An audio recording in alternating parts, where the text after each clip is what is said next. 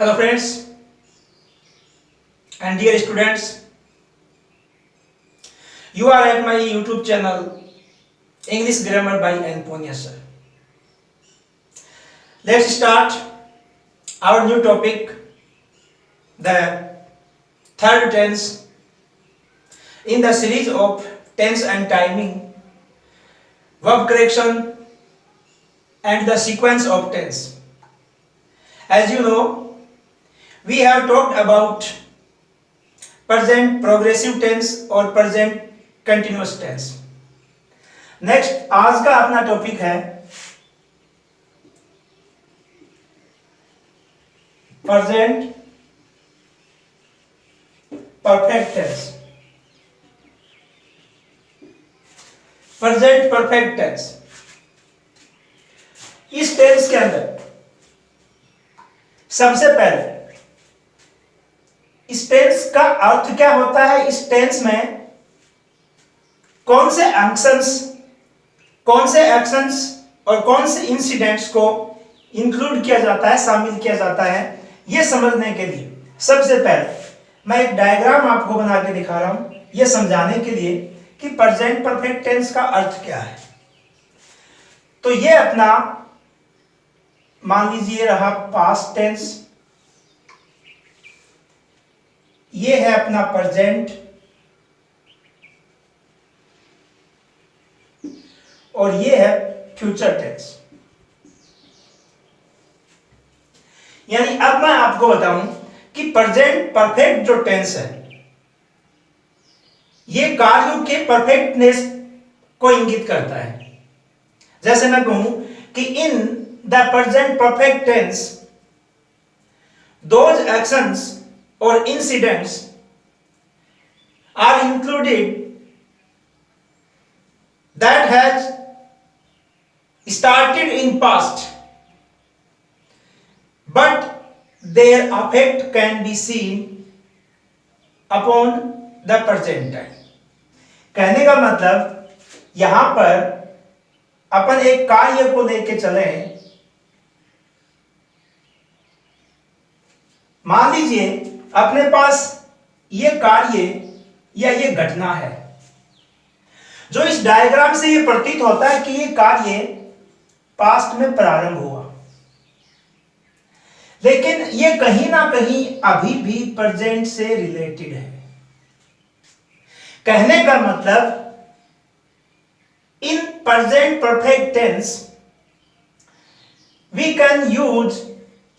Can describe those actions started in the past time but continued and their effect can be seen at present. यानी इस tense के अंदर हम उन कार्यों को शामिल करते हैं जो पहले प्रारंभ हुए, जो भूतकाल में या पहले प्रारंभ हो चुके हैं, लेकिन उनका प्रभाव अभी भी वर्तमान समय पर देखा जा सकता है। परफेक्ट यानी जैसे कि इसके नाम से ही प्रतीत होता है, परफेक्ट यानी पूर्ण, वो कार्य जो पूर्ण हो चुके हैं। अब सवाल ये होता है कि जब वो कार्य पूर्ण हो चुके हैं तो वो भूतकाल में जाने चाहिए, लेकिन उनका कहीं ना कहीं जो असर है वो वर्तमान समय में भी देखा जा रहा है, या उन कार्यों के असर को अपन वर्तमान समय में भी देख सकते हैं। ये बात सत्य है कि प्रेजेंट समय के रहते, वर्तमान समय के रहते वो कार्य पूर्ण हो चुके हैं जो पहले शुरू हुए और अभी भी उनका असर है। लेकिन यहां पर एक जो मुख्य बात सीखने लायक है वो ये है कि इसके अंदर अपन उन कार्यों को शामिल करेंगे। अब जैसे इसको मैं परिभाषित करूं, we use the present perfect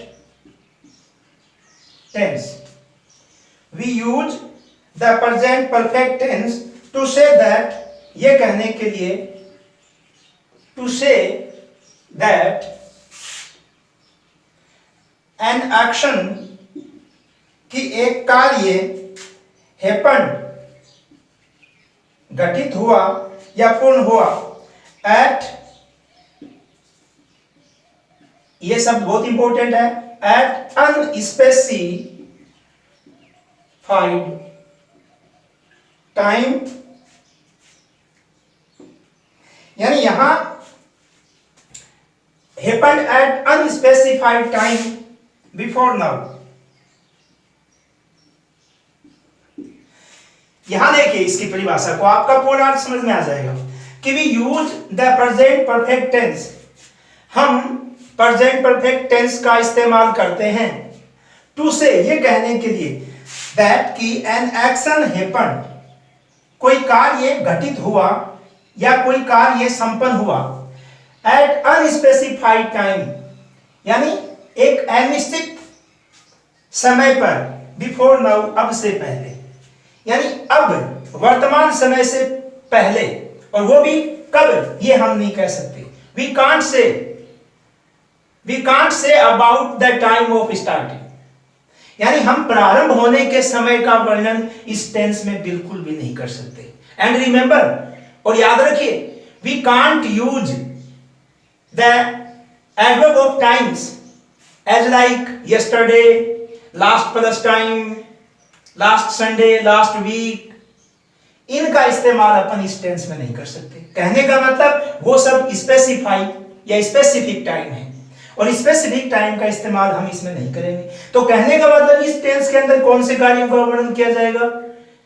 जैसे कि मैं कहूं, मनुष्य चंद्रमा पे कदम रख चुका है, तो बात तो भूतकाल की है, लेकिन उसका असर आज भी हम महसूस करते हैं, देखते हैं, पढ़ते हैं, सुनते हैं, लेकिन उसका कोई स्पेसिफिक टाइम जो है वो इसमें नहीं दिया गया है। तो कहने का मतलब प्रेजेंट परफेक्ट टेंस के अंदर उन कार्यों का इस्तेमाल या उन कार्यों या घटनाओं का वर्णन किया जाता है जो अब से पहले प्रारंभ हो चुके हैं, लेकिन उनका कहीं ना कहीं असर अभी भी देखा जा सकता है, यानी वर्तमान में भी वो कहीं ना कहीं रिलेटेड हैं। अब इस टेंस के जो अगले स्टेप्स हैं उनके बारे में पढ़िए, और हमें मोस्टली पढ़ना क्या है, हमें खास करके पढ़ना है the use of present perfect tense, कि इसका इस्तेमाल प्रतियोगी परीक्षाओं में कैसे पूछा जाता है, इसका प्रयोग कैसे पूछा जाता है। तो इसका प्रयोग correct form of the verb के रूप में पूछा जाएगा, और वही हमें मोस्टली पढ़ना है। लेकिन फिर भी देखिए, अगर एक नंबर बिंदु डाल के बात करें, तो अगर आप सबसे पहले परफेक्ट टेंस को यूं भी याद कर सकते हो, जैसे प्रेजेंट परफेक्ट इक्वल टू, ये क्या हुआ, ये हुआ आपका एक जो सरल एफर्मेटिव सेंटेंस है वो ऐसे बनता है, सब्जेक्ट प्लस ये दो आपके पास हेल्पिंग वर्ब होती है, has, have plus past participle. Past participle का मतलब होता है third form of the man verb. ये मोस्टली, यानी ये हुआ, यहां निकल के सामने आया हैज, हैव और पास्ट पार्टिसिपल। अब एक नंबर बिंदु लगा के आप देखोगे, याद रख लीजिएगा हमेशा कि इसकी जो हेल्पिंग वर्ब हुई वो हुई आपकी हैज और हैव। हेल्पिंग वर्ब्स हैज या हैव। हैज का जो प्रयोग है वो आप कहां करोगे? With singular third person and subjects, यानी एक वचन थर्ड पर्सन के साथ और एक वचन कर्ता के साथ, यानी आप कह सकते हो एक वचन कर्ता के साथ। और हैव जो है इसका प्रयोग आप करोगे with plural third person and plural subjects, ठीक है। और इसके अंदर आई भी शामिल है, यू है, वी और दे, ये दो आपके प्लूरल थर्ड पर्सन है, और सेकंड पर्सन इसमें इंक्लूड है, फर्स्ट पर्सन इसमें इंक्लूड है।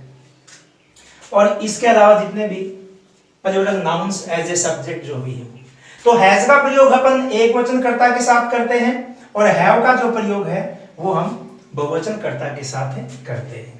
और 2 नंबर में इसकी जो मैन वर्ब की अगर बात करें कि मैन वर्ब का कौन सी फॉर्म का इस्तेमाल होता है, क्योंकि अपन ने शुरू में ही इस बारे में पढ़ लिया था कि मैन वर्ब की जो फॉर्म होती हैं, रूप होते हैं, वो 5 होते हैं। First form, second form, past participle यानी थर्ड फॉर्म, फोर्थ फॉर्म यानी आईएनजी फॉर्म और फिफ्थ फॉर्म वर्ब के साथ एस या ईएस। तो इसके अंदर आपको पता है कि इन ईच ये बात आगे जितने भी, जैसे कि 2 परफेक्ट टेंस अपन को और पढ़ने हैं, पास्ट परफेक्ट और फ्यूचर परफेक्ट, तो उन्हें भी याद रखना। यहां अपन ये लिख सकते हैं इन ईच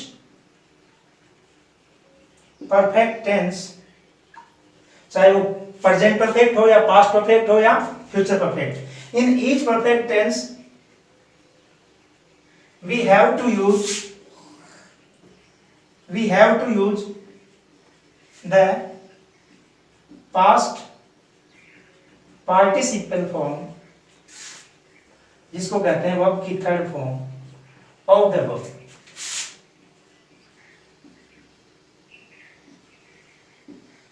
तो ये 2 बातें हमने देखी यहां कि इसकी हेल्पिंग वर्ब हैज और हैव हुआ और जो वर्ब है उसकी थर्ड फॉर्म का इस्तेमाल अपन करेंगे। और फिर जो पैटर्न निकल के सामने आता है वो ये has have plus past participle.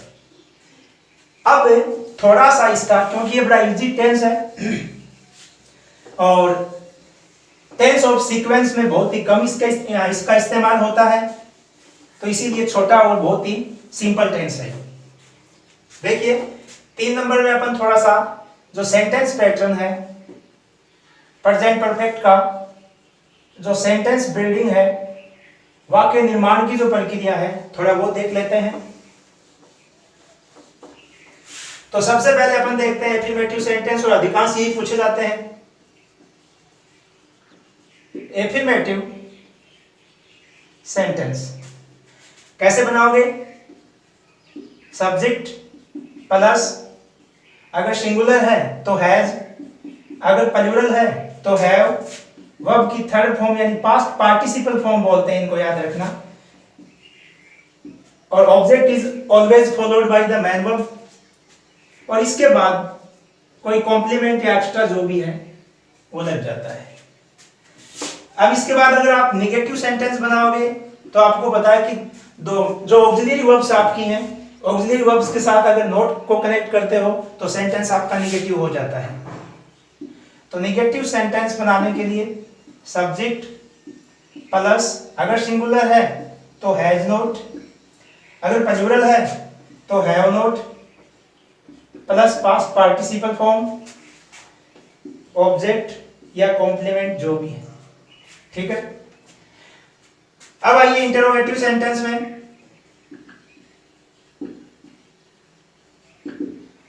Interrogative sentence बनाने के लिए आपको हेल्पिंग वर्ब को पहले लेके आना पड़ेगा, क्योंकि यस नो टाइप क्वेश्चन होते हैं।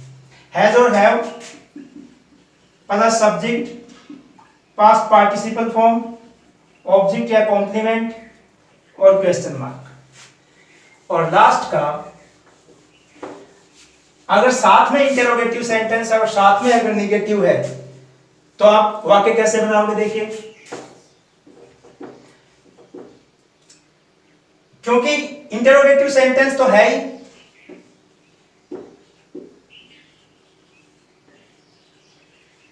और साथ में नेगेटिव है, तो पहले वाक्य को इंटरोगेटिव बनाने के लिए अपन हेल्पिंग वर्ब को पहले लेके आएंगे प्लस सब्जेक्ट। अब ये साथ में नकारात्मक है तो नोट का प्रयोग इसके बाद, और plus past participle form of the verb, object या कॉम्प्लीमेंट और इंटरोगेटिव सेंटेंस, और इंटरोगेटिव पे जाकर के वाक्य जो है वो खत्म हो जाता है। ठीक है, अभी ये इस टेंस की जितनी भी अपन ने पढ़ी हैं ये सिर्फ सामान्य बातें पढ़ी हैं।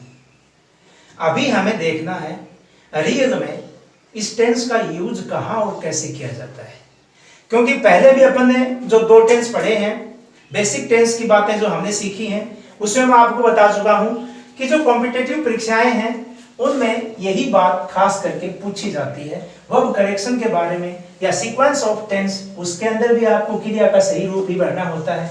यही पूछा जाता है। तो अभी अपन अपना हेडिंग डालते हैं, the use of present perfect, present perfect tense का उपयोग। तो सबसे पहले हर टेंस की बात अपन इसका प्रयोग जो इस टेंस की रिलेटेड एडवर्ब्स हैं उनके साथ करते हैं। यानी यहां मैं शॉर्टली ये भी कह सकता हूं कि अभी जो हम पढ़ रहे हैं वो क्या पढ़ रहे हैं, एक सामान्य बोलचाल में मैं कहूं, हम अभी ये देख रहे हैं कि वाक्यों को पहचानेंगे कैसे। क्योंकि आप एक अंग्रेजी के वाक्य की पहचान कैसे कर सकते हो, उसकी हेल्पिंग वर्ब प्लस और मेन वर्ब की जो फॉर्म है उसको देख करके तो आप बता दोगे, लेकिन वो तो छुपी भी आती है, वो तो हमें भरनी होती है। तो मेजर बात तो ये निकल के सामने आती है ना कि इनकी पहचान कैसे सीखें हम। तब यहां इस चीज को मैं यूं भी कहूं, how do we recognise the sentence, कि सेंटेंस की पहचान कैसे करेंगे अपन। ठीक है, तो सबसे पहले अपन देखते हैं रूल नंबर 1 में, क्योंकि इसमें 2-3 नियम ही हैं, बिल्कुल सामान्य से हैं, सबसे इंपॉर्टेंट इसमें यही बनता है। यानी with the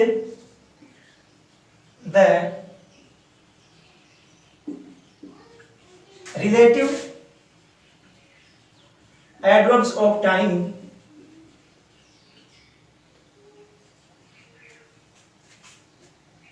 with the relative adverbs of time to the present perfect या to present perfect,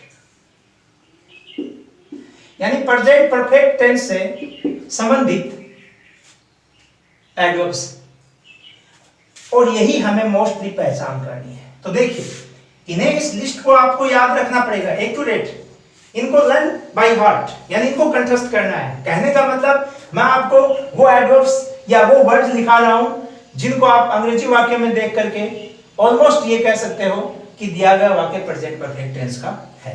तो इसमें है जैसे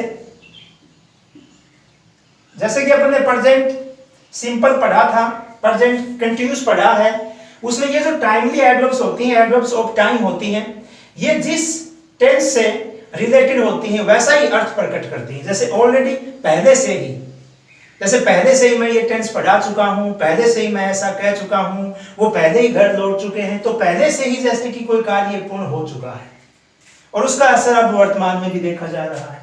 तो ऑलरेडी एक शब्द है आपके पास रिसेंटली, इस शब्द को याद करने के लिए मैं आपको एक तरीका बता दूं। जैसे कि जो भी आप प्रतियोगिता परीक्षाओं के लिए फॉर्म अप्लाई करते हो, उस फॉर्म के साइड में ऊपर एक फोटो के लिए चिन्हित जगह होती है और प्राय उसके ऊपर लिखा होता है paste here your recently photograph, कि यहां अपना अभी हाल ही का खींचा हुआ और फोटो पेस्ट करें, चिपका है। तो रिसेंटली का अर्थ क्या हुआ, अभी हाल ही में, तो पहले से ही, अभी हाल ही में कोई कार्य पूर्ण हो चुका है, अभी हाल ही में, थोड़ा देर पहले, या फिर अभी हाल ही की तरह जस्ट, यानी अभी अभी, या जस्ट नाउ, बिल्कुल अभी, या सो फार, अभी तक, ठीक है, या फिर लेटली, और एक शब्द है येट, लेकिन इसकी एक खास बात भी है येट की, क्या, इन ओनली नेगेटिव सेंटेंसेस। हमेशा याद रखिए येट का प्रयोग केवल नकारात्मक वाक्यों के अंदर ही होगा।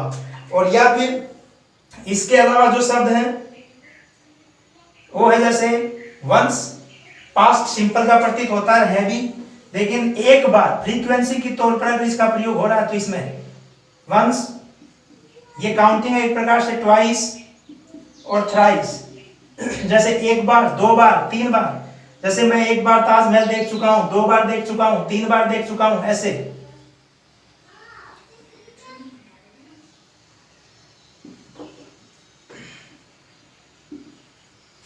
ये काउंटिंग के हिसाब से, इनको याद रखिए।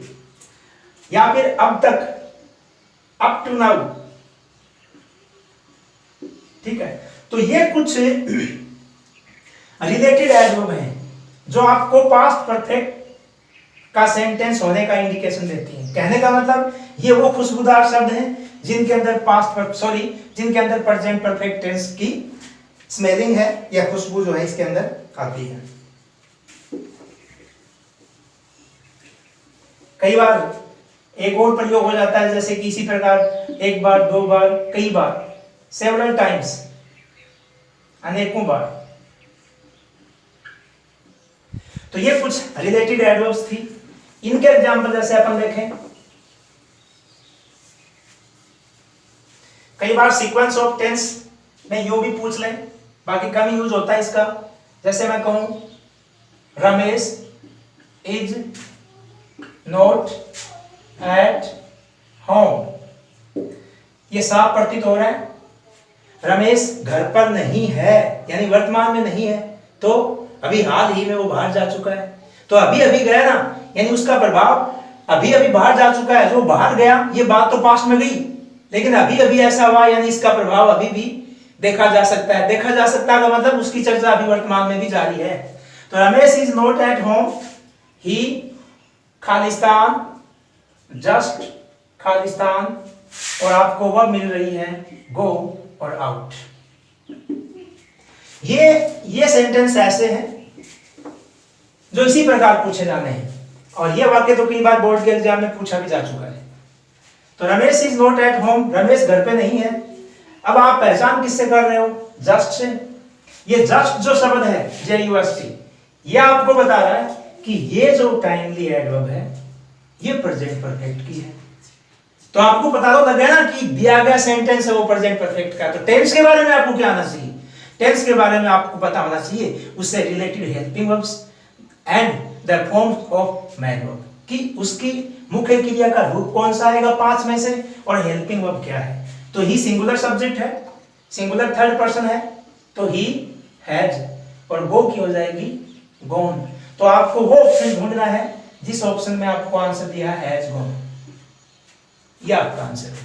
तो मेन बात हमें ये सीखनी है, तो इसी पे हमारा जो फोकस है वो ज्यादा रहना चाहिए। या फिर जैसे यहां मैं कहूं सी खालिस्तान विजिट हियर सेवरल टाइम्स, वो अनेकों बार यहां आ चुकी है। तो यहां पे सेवरल टाइम्स से आपकी स्पष्ट पहचान हो रही है। तो हैज विजिटेड, ये संबंधित हेल्पिंग वर्ब सिंगुलर सब्जेक्ट के साथ, और ये पास्ट पार्टिसिपल फॉर्म यानी third form of the man verb. ठीक है। या फिर my friend along with his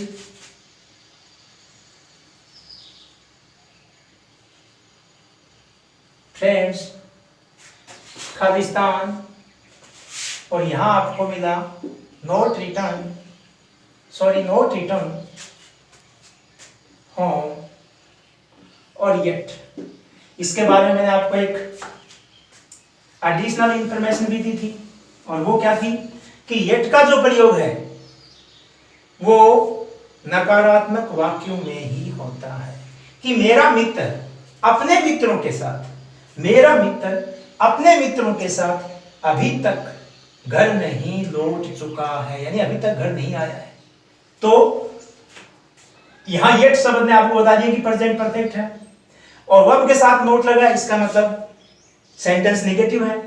तो यहां आपको देखना यह है कि जो आपका सब्जेक्ट है वो सिंगुलर है या प्लूरल है। तो इसके बारे में मैंने आपको पहले बता दिया ये बात, और ये बातें अपनी जो आगे टॉपिक अपन पढ़ेंगे जैसे कि कॉन्कर्ड वर्ब या सब्जेक्ट वर्ब एग्रीमेंट, उसमें बड़े आराम से समझ में आ जाएंगी। तो यहां अलोंग विद चर्चा इनकी नहीं हो रही है, चर्चा इसकी हो रही है कि मेरा मित्र अपने मित्रों के साथ नहीं पहुंच चुका है, न कि हैं। तो इसकी बात चल रही, तो सिंगुलर हुआ हैज नोट, और वर्ब की थर्ड फॉर्म रिटर्न। यह आपका answer.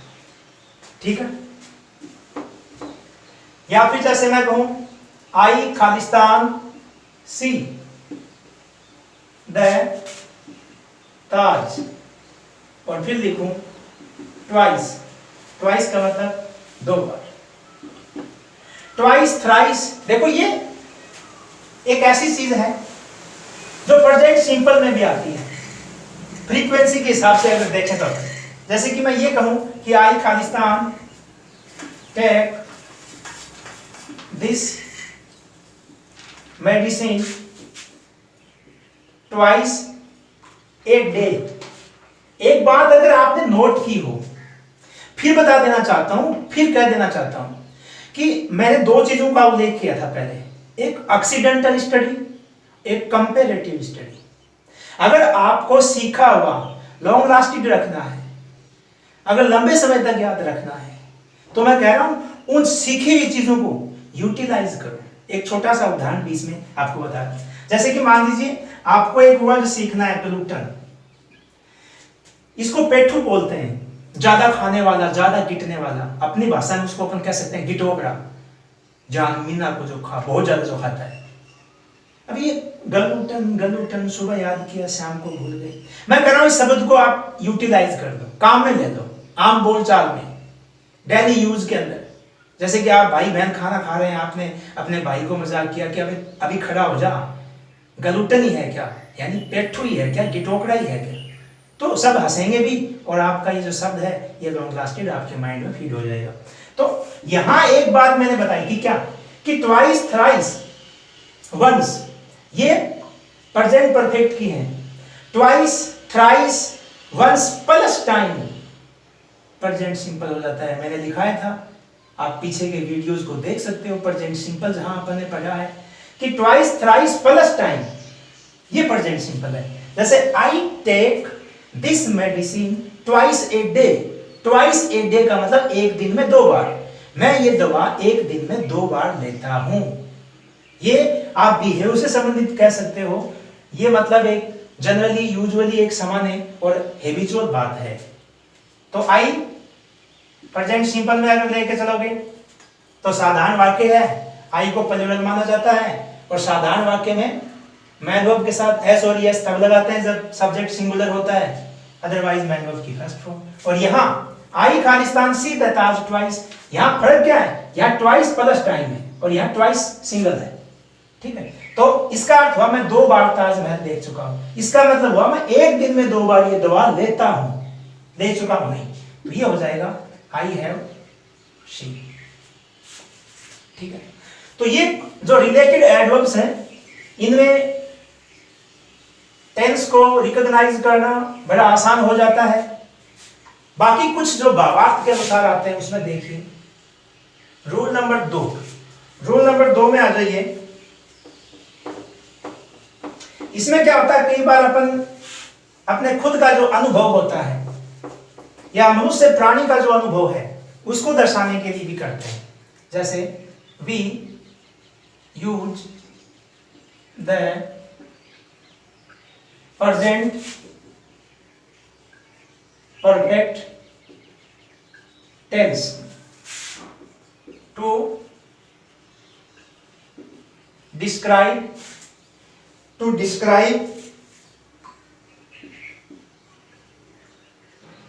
our or human being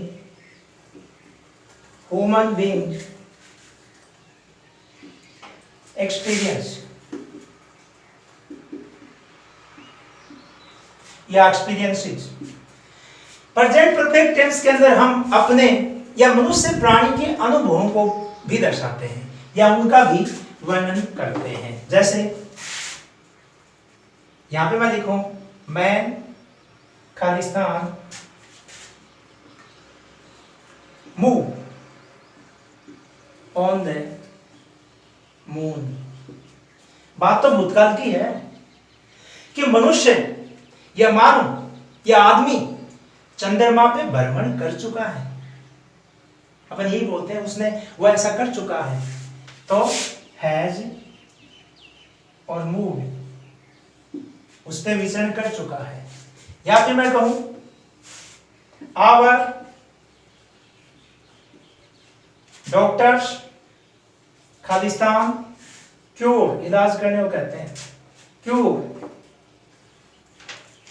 many critical disease, कि हमारे जो डॉक्टर्स हैं वो बहुत सी गंभीर बीमारियों का इलाज कर चुके हैं। तो उन्होंने उनका समाधान तो पहले ढूंढ लिया था, लेकिन वर्तमान के साथ इसको जोड़ के देखा जा रहा है। यही तो वो टेंस है जो प्रारंभ जिसके कार्य भूतकाल में होते हैं, लेकिन उनका असर अभी भी दिखाई देता है। तो ये हो जाएगा, पीछे परिवर्तन है हैव और पास्ट पार्टिसिपल फॉर्म क्योर की क्योर। यानी ऐसे जो सेंटेंस होते हैं वो भी इसी टेंस यानी प्रेजेंट परफेक्ट टेंस के अंदर ही उनका जो वर्णन है वो किया जाता है।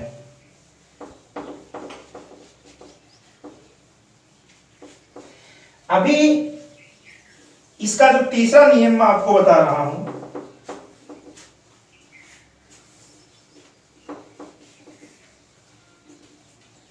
वो देखिए, रूल नंबर मैं इसको कहूं 3, या इसके आगे याद रखने के लिए थोड़ा सा लिख दो सिंस या फॉर। अगला जो टेंस है, आप उनकी जो एडवर्ब्स रिलेटेड एडवर्ब्स आपने लिखी थी उनमें भी आप सिंस फॉर को शामिल कर सकते हो, लेकिन सिंस फॉर सेंटेंस में दिखाई देते ही हमारा दिमाग कहां जाता है? परफेक्ट कंटिन्यूअस टेंस पर, यानी टेंस नंबर 4, 8 और 12 पर। लेकिन ध्यान रखना कि अगर कई बार ऐसा होता है कि आपको वाक्य के अंदर सिंस या फोर प्लस टाइम आना जरूरी है, यह भी ध्यान रखना। सिंस फोर कहीं ना कहीं एज एक प्रीपोजिशन के रूप में भी आ सकता है, जिसके बाद जरूरी नहीं कि समय दिया हो, लेकिन सिंस फोर प्लस टाइम आते ही अपने दिमाग में टेंस नंबर 4, 8 और 12 चले आते हैं। अब ध्यान दो कि अगर 4 या 8 का कोई वर्णन नहीं है, 4 और 8 यानी 8 और 12 में तो फर्क है ही। अगर टेंस नंबर 4 की हेल्पिंग वर्ब और मैन वर्ब की फॉर्म आपको ऑप्शन में नहीं दे रखी हो तो मान के चलो कि वो प्रेजेंट परफेक्ट टेंस ही है। लेकिन फिर भी इसको किस रूल में शामिल करते हैं अपन? तो देखिए, we use the present perfect tense, we use the present perfect tense to talk about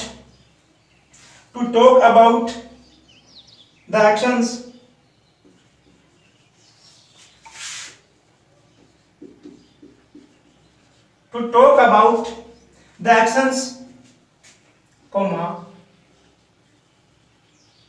happened before a या in a period of time, यानी ऐसे कार्य जो किसी अनिश्चित, देखो यहां मैंने एक बात लिखी है, a period of time, not in a specific time, ये मैं पहले बता चुका हूं, not in a specific time, यानी किसी अनिश्चित समय में उन चीजों का जिक्र करने के लिए, उन कार्यों का जिक्र करने के लिए जो किसी अनिश्चित समय में पूर्ण हो चुके हैं और अभी तक वो दे आर लिंगरिंग, वो अभी तक पास्ट प्रेजेंट से निपटे हुए हैं। जैसे इसका सेंटेंस, और इसमें आपको खास करके याद क्या रखना है? आपको याद रखना है सिंस फॉर, यू खालिस्तान गरो, वर्दी कर लेना। Since I